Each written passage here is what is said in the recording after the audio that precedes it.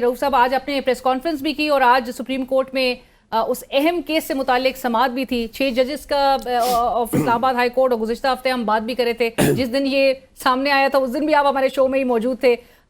ये मामला अब पाकिस्तान तहरीक इंसाफ और आज की हेयरिंग पे मैं चाहूँगी कि आपका इनिशियल आप अपना कमेंट ज़रूर दें कि ये अब इस मामले पर पाकिस्तान तहरीक इंसाफ, चूँकि वो डिमांड भी करी थी कि एक फुल कोर्ट हेयरिंग होनी चाहिए इस मामले की, और चीफ जस्टिस साहब ने भी अब हिंट किया है कि नेक्स्ट जब अगली समाअत होगी तो उसमें फुल कोर्ट ही होते हुए दिखाई होपफुली देगा। तो पीटीआई की डिमांड मोर और लेस यही थी।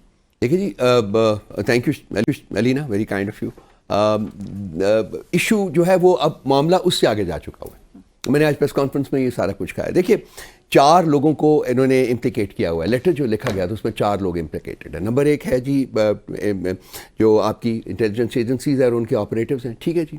अच्छा, उसके बाद है जी आपका एग्जीक्यूटिव, उसके बाद है आपका chief justice of the Islamabad high court, and by extension आपका chief justice of the supreme court, जो उस वक्त बंदियाल साहब थे, जबकि काजी फायज ईसा सीनियर प्यूनी जज थे, और इनके साथ भी मीटिंग का जिक्र है उनके खत में जो लेटर लिखा गया है। Chief justice of Islamabad high court के साथ भी मीटिंग से उनका खत।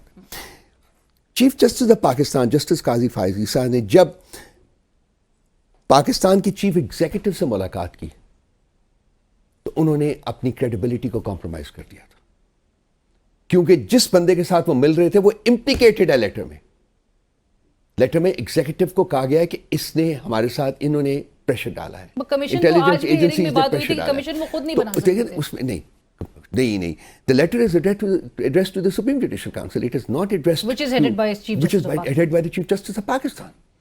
तो सुप्रीम जुडिशल काउंसिल ने आपको फैसला करना था उसमें कि जी हमने कैसे प्रोसीड करना। ये सही रास्ता था, लेकिन चीफ जस्टिस ने गलत रास्ता चुना। तो अब वो सही रास्ते पे आ चुके हैं, आपके ख्याल में वो फिर किस तरह से आए हैं? चीफ जस्टिस वो सही रास्ते के ऊपर आना जो है, जब आप एक गलत रास्ते पे चलते हैं, जब आपने एक ऐसे शख्स को ऑथराइज किया कि वो कमीशन कॉन्स्टिट्यूट करे और वो उसके हेड को भी चूज करे, और जब वो ये करता है और फिर वो हेड जो है वो रिफ्यूज कर देते हैं, रिक्यूज करते हैं, तो मामला तो खराब हो गया ना।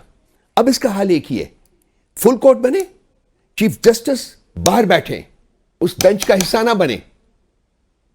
और हमारी एक और भी डिमांड है इसके साथ, जस्टिस मंसूर अली शाह भी, उन्होंने भी अपने आप को इम्प्लिकेट किया हुआ है। उनका कॉन्टेक्ट जो रहा है, बाकी जितने भी जज साहबान हैं वो जाके इस केस को सुने इनके बगैर और इस मामले को आगे लेके चले। ये मामला अब दबेगा नहीं अलीना। आपके ख्याल में ये इस बात पे तनकीद नहीं होगी कि Pakistan Tehreek Insaf pick and choose करना चाहती है या दबाव क्रिएट? ऑलरेडी आज तारिफ फजल चौधरी साहब भी और नून लीग के अरकान जो है वो प्रेस कॉन्फ्रेंस करते हैं, उन्होंने कहा कि प्रेशर डाला जा रहा है पाकिस्तान तहरीक इंसाफ की तरफ से।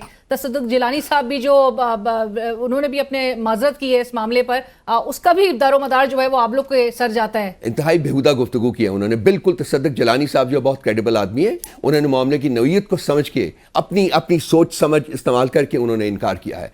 ये उनका बनता ही नहीं था, उनका केस ही नहीं बनता था। ये सुप्रीम जुडिशल काउंसिल का केस है, ये चीफ जस्टिस ऑफ पाकिस्तान का केस था, उन्हें अपने तय करना चाहिए था। देखिए, मसला ये है कि हम पिक एंड चूज नहीं कर रहे। हम ये नहीं कह रहे कि जी आपके ये 15 जजेस हैं, ये 16 जजेस हैं, इनमें से आप 6 ये रख लीजिए, 8 बार निकाल दीजिए, 7। प्रॉब्लम क्या है? फुल कोर्ट में चीफ जस्टिस का वहां बैठना नहीं बनता। तो अगर chief justice has compromised his position.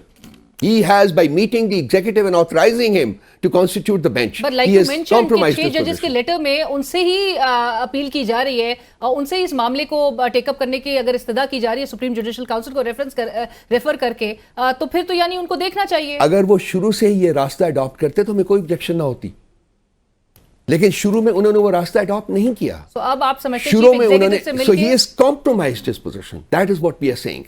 So he has no right to sit on the bench. Let there be a full court. All the judges. We are not picking and choosing. All the judges of the Supreme Court minus the Chief Justice. Right. और आप कह रहे हैं कि justice Mansoor Ali Shah भी इसका हिस्सा नहीं हो। वो ना ही हो तो बेहतर है। वो ना ही हो तो बेहतर